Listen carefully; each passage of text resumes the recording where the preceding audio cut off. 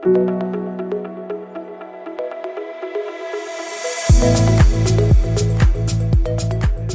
afternoon. So RCS, we're going to talk to you even more about RCS. So if there's one thing you'll get out of this workshop, this thing is you'll know everything about RCS. But before we dive into the RCS, let me just indulge me for a while so that I can just talk to you maybe a little bit about Cinch.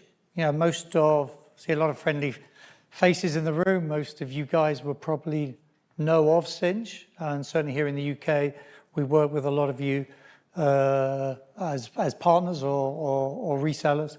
But Cinch has also gone through its journey over the last 4 or 5 years in parallel with RCS. And I think, you know, if I look at Cinch as a business now, you know, really our business is all around global engagement. So predominantly, you know, looking at selling through wholesale and indirect channels, but also working with enterprise brands directly. And when I say enterprise brands, our real DNA is working with multinational enterprise brands. Why is that? Because humbly, I would say Cinch is one of the few global players that can really deal with customers that deliver in multiple countries. And if you look at you know, Cinch as a business, most of our business is directly connected. A high focus on business critical low latency traffic, and that's why, you know, having direct connections with the operators globally is probably the foundations of what we do as a business. And I think we're trusted for the right reasons, you know, mainly because, you know, we have security first. We'll talk about that a little later, but also the level of accreditations that the enterprise and enterprise partners would expect. And also, you know, we offer multiple products. And then if I come down to what is predominantly my baby, so, you know, I started and managed the UK business. So the UK business has really grown in the last 4 years, from being a business that was doing about 22% market share in 2020, and now delivers about 40% market share here in the UK. And that's predominantly growth through engaging with tier one partners, so partners that also manage brands that have a global presence, but also working with some of our multinational customers here in the UK that really have trusted us to not only with their existing business, but allowing us to work with them in far-flung geographies where they're looking to deploy not only traditional messaging, SMS, but starting to deploy things like RCS, WhatsApp, and other OTT channels. And if you think of the business, I think in the UK, the numbers are quite big numbers, but the thing that I'm probably most proud about is the type of business that customers are trusting us to deliver. And I suppose the one I would call out there is the 999 service. So for those people who are here in the UK, you understand the 999 service. So business critical platform, so allow people in distress to be able to not only call in and inform people that they're in distress, but also for those people that aren't able to access a phone to be able to text in. So big business critical service here in the UK that we've been underpinning and operating now for the last 4 or 5 years.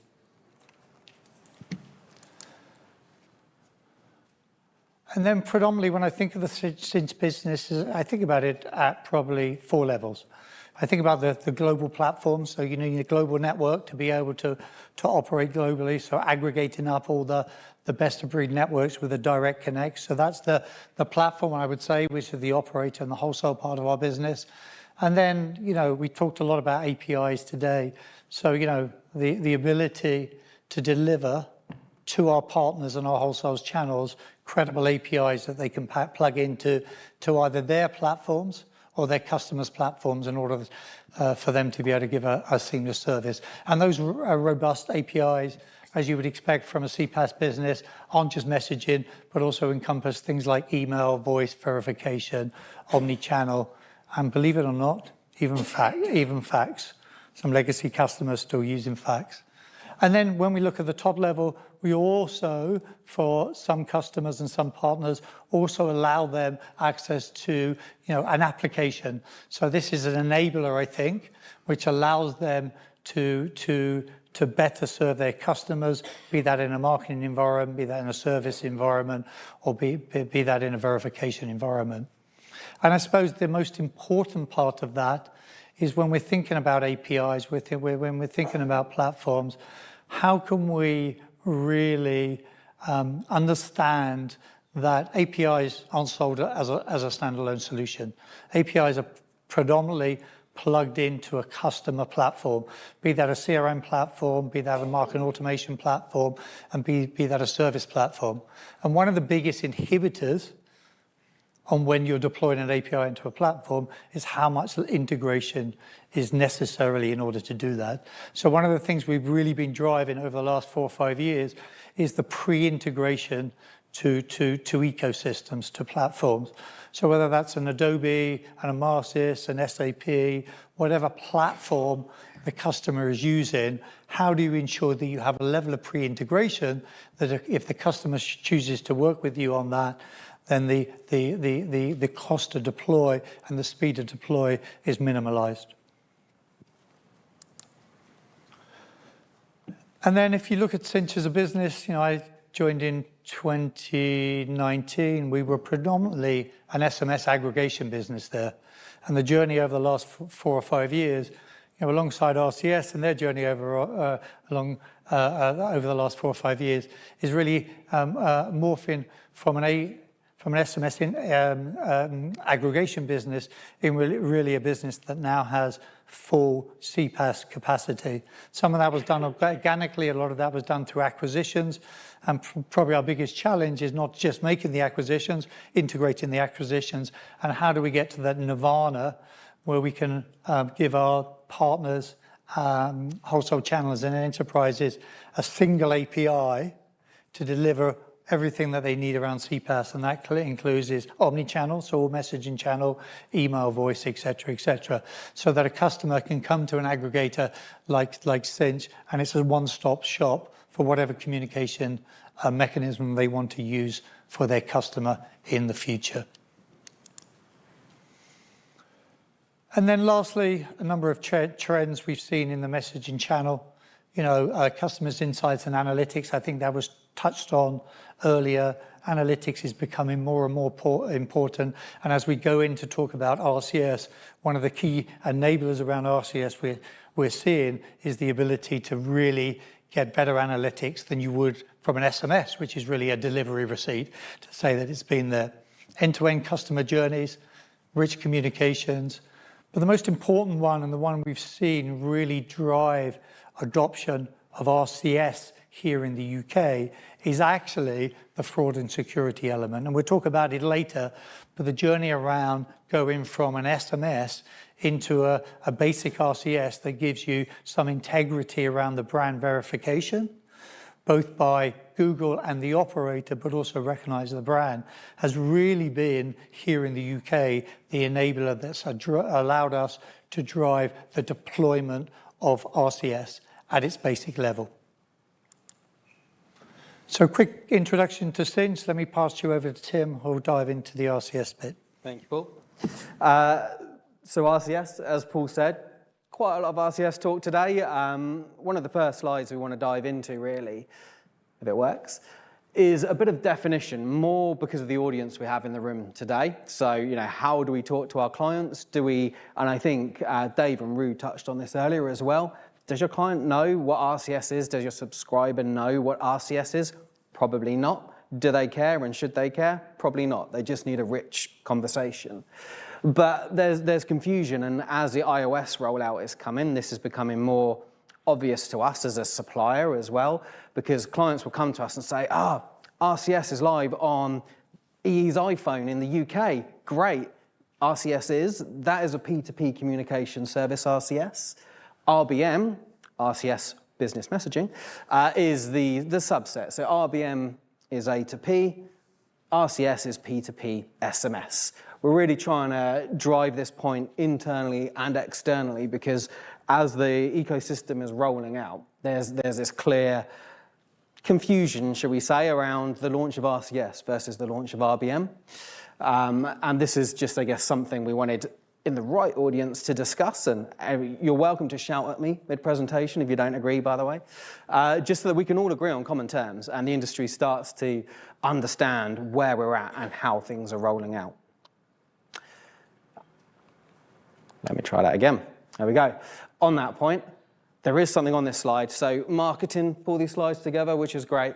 And I review them not very well. And there's something on this slide that really annoys me. And those of you that are connected to me on LinkedIn probably know what it is. But this is an SMS. Now, my view is an SMS should come from an alpha sender in a country like the UK, not a random numeric at the top of the message. It doesn't need, well, that one needs a reply, actually, so I'll let them off. But it would be a short code in the UK. It would be an alpha. There is something in this industry we're still not very good at educating our clients with. SMS is, what, over 20 years old? There's still a way to go where we can make the SMS experience better, which then helps lead brands into RBM as well. So branding your messages, getting them to understand if they'd put that brick bank URL at the bottom of the message, it'll render a preview. But every message I've had for Black Friday so far has had the URL in the middle of my message and it doesn't render a preview. Simple things like that to get brands understanding how they can make their communication richer. But the point is, SMS has got a long way to go still. 100% reach, yes. We've said before, Paul's mentioned, direct operator connections. Obviously, we pride ourselves on that at Cinch. We have a large reach into operators. We're going to use that as a selling pitch. But ultimately, SMS is a great medium still, and we don't want to take away from that. Fast delivery, 98% open rate. So the surveys say 90% of messages read within 3 minutes. So SMS is great, but we're coming on from SMS. Work to do still to educate brands, but this is where it can go. So it will be, and Paul will move on to this, your analogy in a minute, Paul, with how we take customers on that slow journey all the way through to a fully rich experience. We don't quite have holograms jumping out our phones yet. Maybe that's where RCS is going. I don't know. Tim said there's more features coming. But RCS business messaging is a great, rich medium to communicate with your customers. But we understand, and I think Rue and Dave, you mentioned this quite a bit earlier, brands aren't ready quite yet to take the leap, we don't feel, into this full rich engagement. Taking on a new API, they'll tell us takes lots of money to integrate with a new API, lots of time, lots of product teams. So we're really trying to help them grow slowly, encourage them with this kind of wonderful marketing material. This is what it can look like. QR codes, suggested replies, buttons, as Claudine likes to call them. She's not here to hear about the buttons, but she loves to talk about the buttons on the messages, the quick actions and so on, and they're great. But ultimately, we just need to get our clients to dip a toe in the water first, and that's what Paul will move on to when he comes back on stage in a second. We're waiting down there. Feels weird standing on the edge of the stage when one of us is presenting, but you will hear more from Paul. So RCS turns every text message into an experience. Great marketing tagline, great way to speak to our clients. But actually, for me, out of all of this, and it was mentioned by Paul, again, it was mentioned by Infobip and Upland, but for me, the biggest point of all of this is trust. And actually, I think it was Rue that said this, but I'll have to maybe look back and double check, but I'm sure it's you, Rue. Ultimately, we're not going to tell customers, as in subscribers, you're not going to say, look for an RCS message coming to your phone from your bank, because then you can trust it. They don't understand what we're talking about. But what Rue said is what we've been saying to our financial institutions, to delivery firms and so on as well, which is subscribers will learn by default. So if you start just sending, even if it's just a one-way plain message like a text message, if you start sending it to them as an RCS branded message, RBM branded message, to use my own acronym, I suppose, if you start sending it as a branded message, then that subscriber is going to see, oh, okay, so I've got my courier or my bank's logo. It's got a little tick verified by VMO2 or EE or whoever's verified that brand, and they'll start to trust it without knowing it's RCS particularly. So then when they get that phishing message come in or they get that fake message come in, they'll question it because they'll question, well, all my messages come from this ticked validated sender. Now I've got this strange one from a long number off of a SIM farm. Should I be a little bit more concerned? And for us at Cinch, Paul mentioned this already, that's where we're seeing great traction from brands. They're not quite yet needing that full lady jumping out your phone, QR codes, buttons and everything. They see the potential, but they're going, yeah, let's just bring trust back into messaging, which is what our industry needs as a whole. And we see, we saw it with a courier firm. You do that, you send a one-way message. Well, many thousands of people still reply to that one-way message anyway. They still reply and they say, leave my parcel next door, or you threw my parcel over the fence, I don't like you anymore, and all the sort of things they like to respond to a courier with. So it helps us then show that customer, well, this is how the two-way engagement could be. Look, your customers are trying to talk to you, so actually let's take the second step, which Paul will take you through, which is walking, I think, Paul, but we'll find out. Coverage and reach. Kind of been done to death on this session already, I think, but we put it into a pretty map instead. So obviously there are some good news stories here. Everyone has been excited about Apple adopting RCS. Specific countries, UK, 52% iOS market. So when it launches on iOS, and RBM launches on iOS, we effectively then get much wider reach, and we can send those richer and trusted communications to a wider group of people. So as you see here, we've got 3 countries highlighted in blue. I guess blue is the best color to have on the map to keep it simple. Blue says we've got iOS, we've got Android, we've got decent coverage. Everything yellow, still pretty good. We've got RBM coverage, we've got the Android devices. Personally, for Cinch, I work the UK and Irish markets. We're all yellow on that map, so there's still stuff there. There's traction, brands are interested, but some are still pushing, wanting that Apple kind of adoption, iOS adoption to really take the plunge. Robert, I mean, I'm quoting you here on the slide. You weren't supposed to be here at this point, but do you want to say it or shall I say it? I'll do it in my best Robert voice. No, I won't. So this is the opportunity of a lifetime in customer communications and the biggest change in messaging in 15 years. And I think we all agree, and you said it in your session at the start, Robert, around how you've worked in messaging for 20 plus years. It's quite exciting to have something different and to have it change a little bit and something else we can play with. I love text messages. Everyone that knows me knows I love text messages, but having RBM does bring another element and another real kind of factor that we can play with as well. And we're there. So iPhone. Obviously, Apple are keeping their cards fairly close to their chest, which is their style, and I respect that, and that's good. But as we mentioned earlier, RCS P2P support. So RCS is coming before RBM in some countries and on some operators, and that's what we need to understand. RCS is still good. The P2P element, it still gets people excited. We at Cinch can see that adoption. We run a massive P2P ecosystem as well, so we get to see when devices are adopting RCS, what impact does that have on consumer communications and who's talking to who over which medium. Business messaging, RBM, support with 18.1, as per the blue countries, it launched, it came out. We have RBM live now in some countries.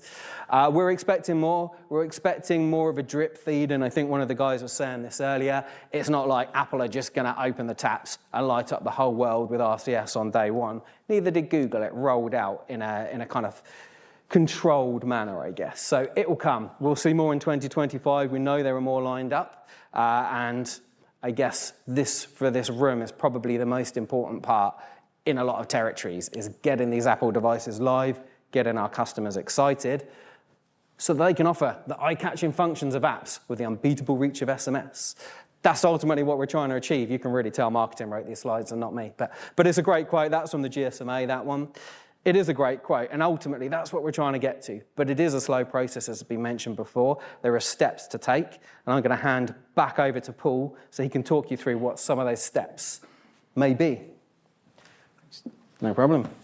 Thanks, Tim. So one of the challenges we always have, and we've talked about it in this room earlier, is deployment. How do we persuade customers or partners to take that first step? And who would have thought 4 years ago when we were pitching RCS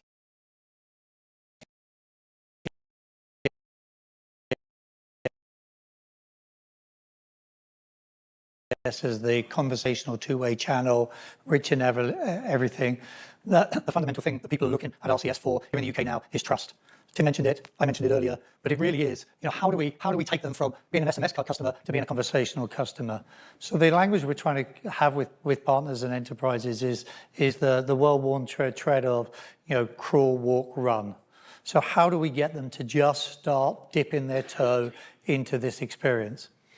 And then this is a translation from how do we just get them to do the first step, which is SMS to RCS.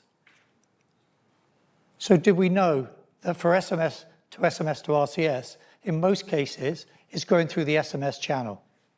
So, number one, no deployment of a new API. Second, what is predominantly on their minds at the moment, a lot of the top brands here in the UK that we see directly and indirectly, integrity of their brand. You know, unfortunately, we've seen the explosion of phishing and, you know, and other things happening that undermine the integrity of the SMS being sent. So so brands are becoming more and more aware of, you know, of how do they protect their brand, how do they give their customers some level of reassurance around the fact that there is an element of verification. And then once you get them through that, remember now a customer, they've been able to get that trust, that brand reassurance through their existing SMS API. So no additional deployment, new API, or the things where a lot of deployment teams help. Once they start getting that, they're starting dipping their toes in it. Then they go to the next stage, which is, okay, now we're using this. This is great. I understand that. What's next? Next thing is maybe just one-way rich. Start putting some rich content there. Start exploring with that. But again, the next stage isn't yet taking it to conversational. Conversational takes an extra level of thinking around. If you're going to go conversational, you need to be set up to maybe do those conversationals, you know, deploy an AI chatbot or personnel. So that stage is the walk stage. And then ultimately, hopefully, if they get and they have a good experience around that, then we get to the conversational stage. And so what we are really doing is talking to a lot of customers. And I think it's probably still the single biggest deployment of RCS here in the UK. It's taken a customer from here to here. And this customer originally started talking to our partners, I think 6 weeks before Black Friday 2023. And because the story was, we can do this through your existing channel, or you need to give us the okay, get your brand registered to us, we do all the other work, the customer was able to transition from SMS to RCS within 6 weeks and in preparation and deployment for Black Friday 2023. And that means that any of their customers that were able to receive an RCS did receive an RCS. Nothing for the customer to do other than register their brand and give us their nod. And they're starting to crawl. And as you can see from the graphics, suddenly there's brand recognition, and there's the tick in the right-hand corner that gives it an element of authenticity. It's been either verified by the operator or Google. And then the next stage for them, which they're deploying around, great, we've got that channel. How do we go to a rich experience? How do we give our customers more rich experience? We're taking them to a single RCS, still one way, but starting giving them a more rich experience. And then hopefully over time, we get to the conversational RCS. And I think the step change that I've seen in the last 4 years is we led with conversational when we talked about RCS 4 years ago. We led with rich and all these things, and it just blew people's minds. They just really couldn't see how they go from where they are now, single SMS, 160 characters, to where they wanted to get to. But using this analogy around crawl, walk, run, it gives them a path to get there. It allows them to do it in their own timescales. And more importantly, for me, it gives them the ability to try it using their current infrastructure and API. And I think, certainly here in the UK, the biggest deployment we'll see of RCS here in the UK, the continuation of this SMS to RCS. And for me, it's the Trojan horse. Once that's in there, once they're using that, then that gives you a slightly better platform to then talk to them about rich and two-way. And then, lastly, I think that we've done this to death, but, all the stats from the customer that's doing it, started doing with Rich is there is a better engagement around it. Rich conversations definitely get more eyes for longer and a better conversion rate. So, the question I always get asked is, how do we get started? And my simple answer is, register your brand with us, we'll do the rest. So register your brand with us, that's all they have to do. And once it's registered, once it's approved, then we do the rest. We do all the fancy stuff in the back, and what they do is or their customers, they can get the RCS basic experience, start getting it. And I think that message is the message that we, as the community, need to take out there, that there is complexities to RCS if you do it in a conversational environment. There is. You can't get away with it. Mainly they have to deploy a new API, they have to set themselves up. But to take that first step, to start crawling in RCS, is real simple for them. And we've even gone to customers and mandated it. We've said to customers, look, we're going to send what traffic we can send through RCS, we will do. With your blessing, all you got to do is give us the registration. So take it from a sales conversation to a conversation saying, look, we can do this for you. So we're, to a certain extent, we're taking them and we're holding their hand and leading them down that journey. And I think that's about it from us. So thanks for listening. Thank you. So I think we have like 2 minutes, so I'm just going to open the panel to Q&A for one question, if anything. If not, we can call it a wrap. And thank you, guys. Thanks, Paul. Cool. Thanks. Thank you.